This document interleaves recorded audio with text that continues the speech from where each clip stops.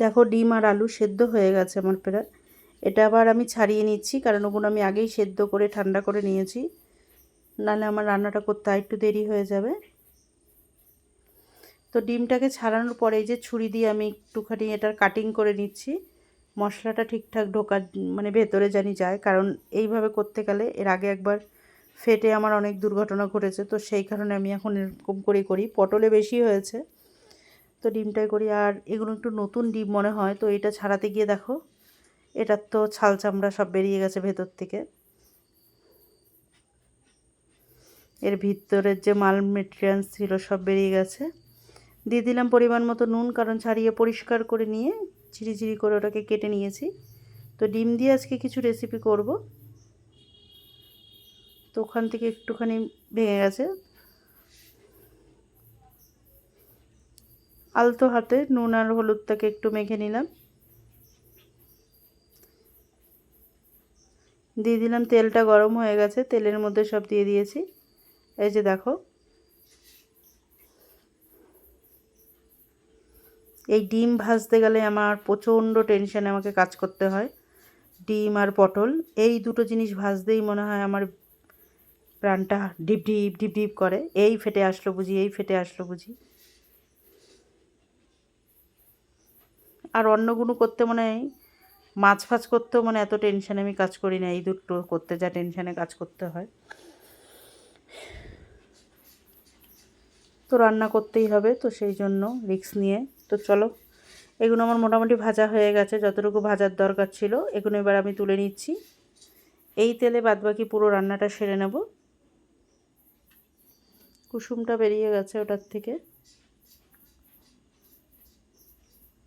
দিয়ে দিলাম আর একটু তেল, কারণ তেলটা কম হয়ে গেছে।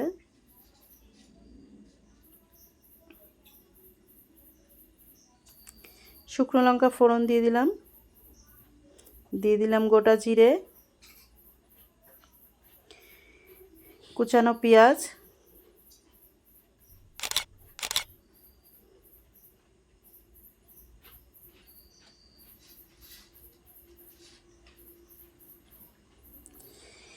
মশলা দিয়ে দিলাম। মশলার মধ্যে পেঁয়াজ বাটা, রসুন বাটা, আদা বাটা, টমেটো বাটা, গোটা জিরে, গোটা ধনে আর শুকনো লঙ্কা একসঙ্গে পেস্ট করে নিয়েছিলাম, সেগুলো দিয়ে দিলাম সব। দিয়ে ভালো করে মশলাটা কষাবো। এবার নুন আর হলুদ দিয়ে দিলাম পরিমাণ মতো।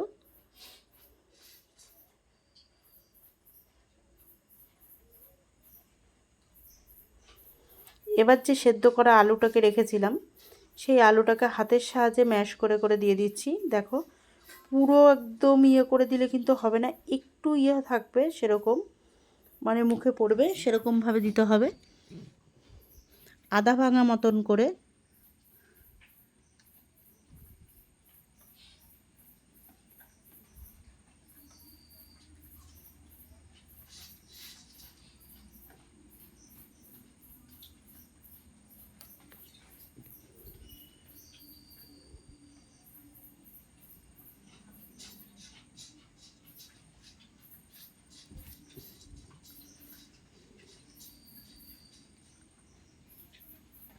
আমার চ্যানেলে এই টাইপের ডিমের রেসিপি একটু কমই পাবে তোমরা।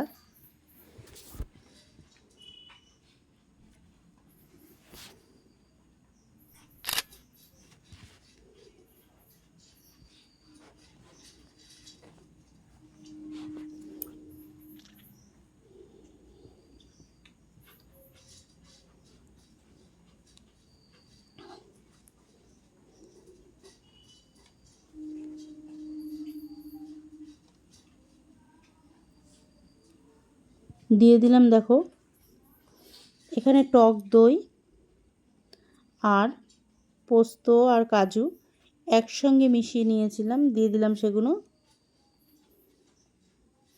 আর একটু চালমগজ আছে, পোস্ত হাফ চামচ, কাজু বাদাম ৬-৭টা আর চালমগজ ১ চামচ একসঙ্গে পেস্ট করে নিয়েছিলাম, দইয়ের সঙ্গে দিয়ে দিয়েছি।